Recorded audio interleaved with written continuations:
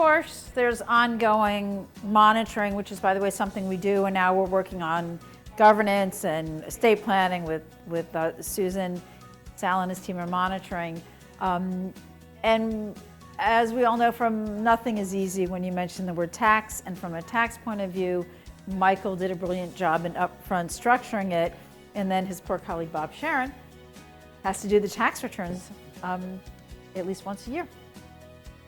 Well, thank you, Randy, but I don't want to talk about taxes. I don't want to talk about real estate. I want to talk about the Yankees. We finally got a team that's winning. I can't believe it. The best city in the world, nobody wins. Nets, Jets, the Yankees, I think they're going to do it. I really do. And I'd like to make an analogy between our team and a championship baseball team, because we have a manager, Randy Kaufman, who orchestrated everything, made sure everybody was doing their job. We had a star pitcher, Christine, who was pitching properties. We had a catcher, Michael Greenwald, who was giving us the signs and the signals and telling us what we had to do tax-wise.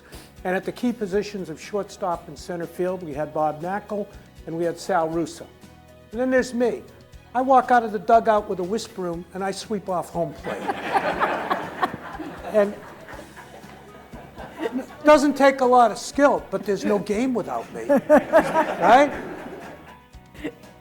Well, as Yogi Berra, that great philosopher, said, it isn't over till it's over.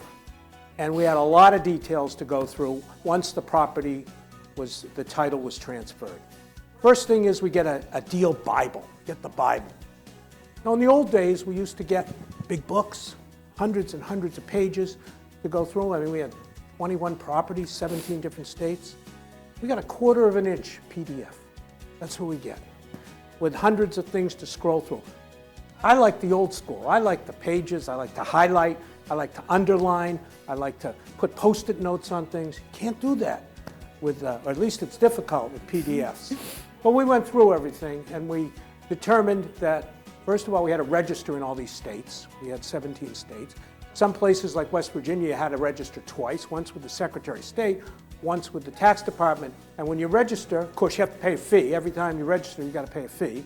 So we did that, we took care of that, and then we had to set up separate books and records for every single state, because you file income tax returns in each state, and each state wants to see what their share is going to be.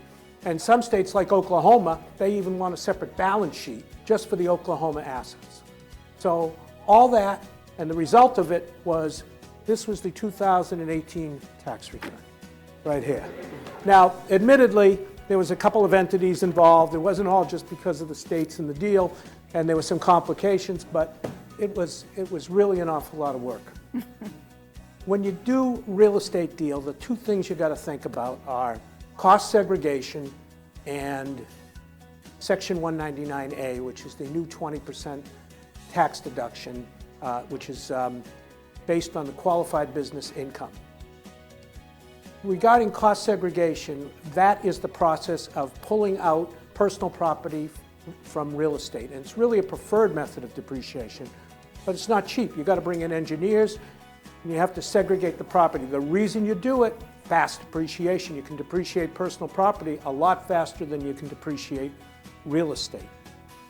In our situation, and with Delaware statutory trusts, that's another level of complication we had to look at, because we had to read every trust instrument and see who was entitled to make the decision on depreciation. Was it the trustee? Was it the owner? Or was it the trust document that was going to tell us who is in charge of depreciation? But ultimately, thanks to President Trump and the 2017 Tax Jobs Credit Act, there was a bonus depreciation, which we were able to take. This is something you weren't able to do in the past on real estate, and this created a tax loss. And a tax loss is a good thing, as we'll see further. So we had this tax loss, so the cost segregation didn't apply, and neither did the 20% deduction on qualified business income, because we didn't have business income. We had a tax loss, so we didn't have to worry about that. What we did have to worry about was we had subchapter S corporations. That's not the best way to own real estate. The best way, it's much better to be a limited liability company or a partnership, it's much more flexible, and you can use debt as basis for tax losses. Instead, we had subchapter S corporations that were C corporations started in the 1930s. They were converted in the 80s to S corporations, and the basis was very low. And in addition, our predecessor accounting firms who were involved were not tracking the basis. So we had to estimate what the basis was, and it was very, very low. That said, we still had tax losses, which we will use in the future, and we had cash flow. So putting the whole thing in perspective, let's see if I have this right. We've got a family that sells tens of millions of dollars worth of real estate, pays no taxes. We have a family that sells real estate at a time, and now it's gone down substantially in value from when they sold it, and they received other property that it's diverse throughout the country and has not gone down in value. We have a family that's getting 7 figures a year of cash flow, and they're not paying any taxes. Using my baseball analogy, I'd call that a grand slam home run. Thank you.